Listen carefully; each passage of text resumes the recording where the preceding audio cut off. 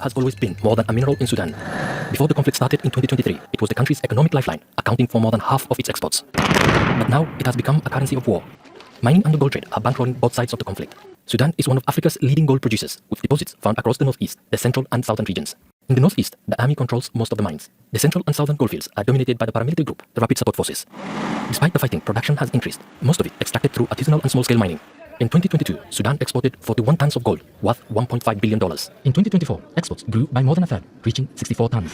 More than 90% of Sudan's legal gold exports end up in Dubai. But much of the country's gold never makes it to official markets.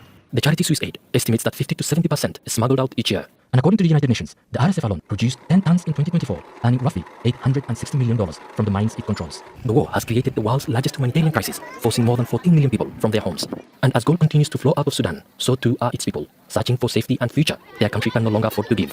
Hamza Mohammed, Al Jazeera. Justin Lynch is the Managing Director of Conflict Insights Group, which has been monitoring the Sudanese gold trade. He joins us now from Brussels.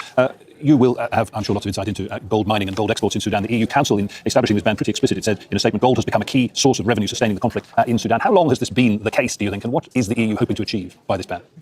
Well, really, it's been going on for a long time. Sudan has been one of the largest gold producers in Africa for years and decades. I think what the EU is trying to do is really solve a problem of trying to do something for itself, and it really has achieved that. What it won't do is solve the conflict. None of the gold that is produced goes to Europe directly. As the previous segment said, all of the gold, most all of it goes to the UAE directly, and then from there, you can try and trace where it goes. But if there was any effort by the EU to trace where the gold goes after the UAE, then it could be effective. But there isn't really any effort, and so really this will have no impact at best, and really at worst, it actually can make things worse. Oh, well, it begs two questions. If it's been going on for such a long time and it's been clear where revenue from gold has been going in terms of the conflict, why is this only happening now? And the other question, of course, is how effective do they think it will even be, this ban, not in terms of the war necessarily, but in terms of tracing this gold, in monitoring whether it's in fact being impeded at any point. There are so many places gold can go. Absolutely. I think you really made the really important point.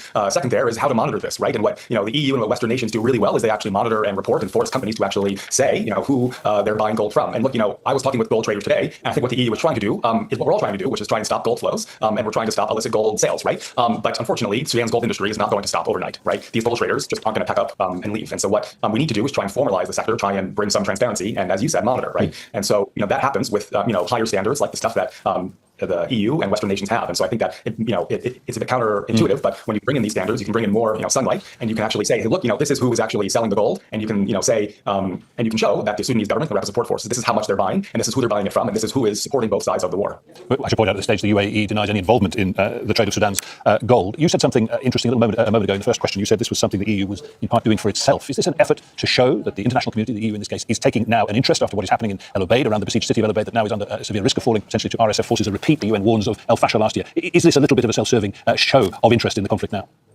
Well, whether or not that's the stated objective, that's certainly, the underlying objective here is to do something. And look, I think the real issue here is that there's not a lot of leverage that states like Europe have, states like Europe, the US, and the UK have beyond, trying to be upfront and confrontational with the UAE. When you speak with diplomats who work on the Sudan file, their task is trying to get their states to take the role of the UAE in Sudan seriously, and to try and get their states to confront the UAE to end their role. And they all admit that they're failing, right? And so short of that, states are trying to think of a solution, and there aren't a lot of good options. And so there are these options, there are these feel-good, half mechanisms that don't really have an impact. And this is what we're kind of, left with are things that at work, at kind of best don't help, and at worst can make the situation worse.